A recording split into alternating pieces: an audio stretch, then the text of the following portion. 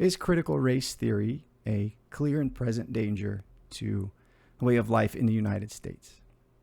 From whence do these ideas of critical race theory come from? What is their nature? What is to be done if it is the case that there is such a danger to the fabric of society right now? What is to be done?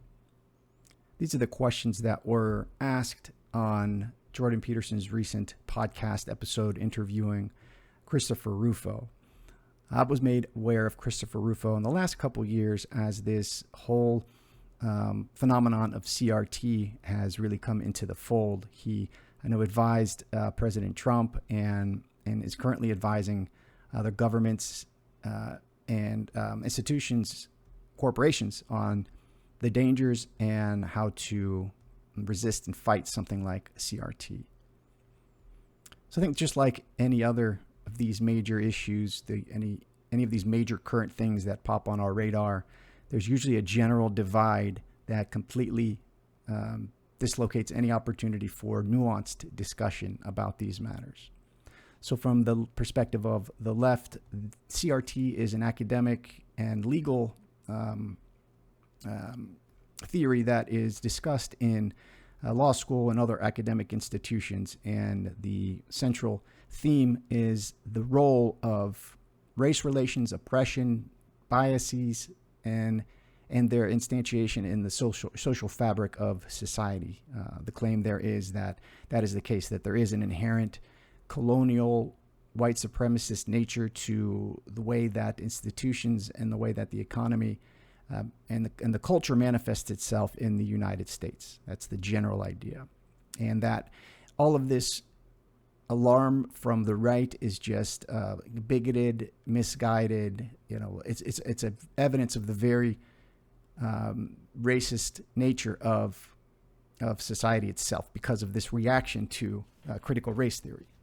Critical race theory is a natural, organic consequence and next step in something like the Civil Rights Act and the Civil Rights Movement of the 60s. But instead of being solely looked at from a racial perspective, it also includes all these intersectional identities, gender, race, ethnicity, what have you, right? So this is where we get terms like people of color from. It's really this idea that there is an oppressed minority and there is a majority hegemony that oppresses subconsciously, for the most part, any minority communities. So from the left, it's, hey, this is just a theory, and any pushback, for example, like DeSantis just introduced the legislation, the Stop Woke Act, saying that these ideas are corrosive to young minds and we can't have them in our educational institutions. Well, the left is saying that no, these are pushing the liberation of humanity forward by addressing deep and entrenched racial and other oppressive tendencies that is found throughout the body politic, in a sense.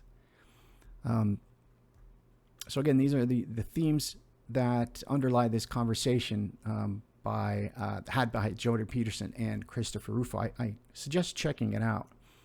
And Christopher Rufo's contention and the general contention from the right, and I don't like using these categories, but it's more of convenience here, is that critical race theory started out as an academic theory and was addressed in law schools in the mid-20th century. And it has really bubbled up into the fold, especially since COVID, but even before COVID, like something like Evergreen was a good example of the dangers of critical race theory in the educational institutions. Also, Jordan Peterson kind of came into the fold fighting Bill C-16, which was compelling speech from his perspective, and it was, I think, to do around pronouns. And again, a lot of these pronouns that have emerged recently are a manifestation of something like critical race theory. And the contention is, furthermore, that the theory has been enacted into practice. So the retort that this is just one idea amongst many ideas in the landscape of free thought, and any kind of pushback against them is an affront to freedom of expression and freedom of speech. But the contention, again, is that these theories have now become inculcated into our institutions, out of academia, and in through the graduate schools of education, and it's trickled down into every nook and cranny of our economic and social and cultural systems. Obviously, Hollywood and the mainstream media is an obvious one, but also K through 12 education, also Fortune 500 and even a third of Fortune 100 companies.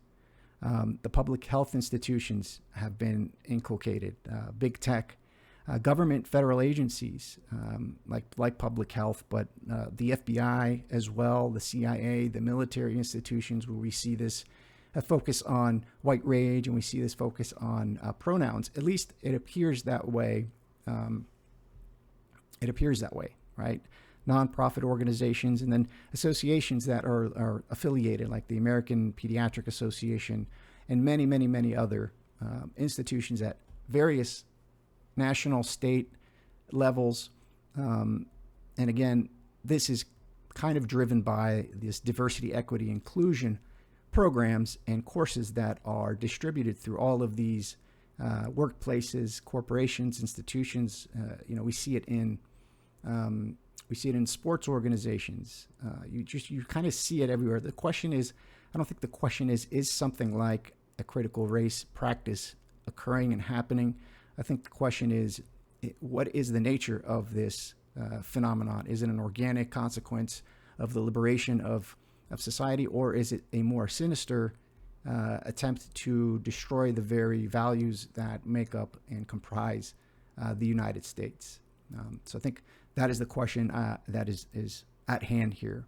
And if it is there an organized network of leaders? Is this more of a kind of algorithmic phenomenon that's taking on a mind of its own, or are there factions that are pushing, that are helping to guide and push critical race practice through all of these different institutional organizations? Rufo, gives us a little bit of a history and a background, and James Lindsay has done a great job of really diving deep into the origins of critical race theory, which is ultimately rooted in critical theory, which is a school of philosophy that started really in the early 20th century, which took on a Marxist flavor as it kind of moved forward. And some of the names, Herbert Marcuse and Antonio Gramsci, come up a lot, especially when looking at the origins of this specific valence of critical theory and critical race theory that has really exploded into our consciousness these days. So Gramsci, I believe, was the one who made the claim, and I think he wrote a book that talked about the long march into the institutions, I think in 1968. And the main distinction that happened in this time is that the failures of Marxism were apparent, and the idea switched from a workers' revolution and from this economic determinism that was at the heart of Marxism, and it shifted to more of a cultural focus, right? So to change the institutions, right, the long march institution to the institutions was something that would take time and will be dependent on the purchase that these ideas have in the culture. And if you change the culture, if you have the culture, you kind of have it all, is the idea. So this cultural power in knowledge creating institutions is what the focus was.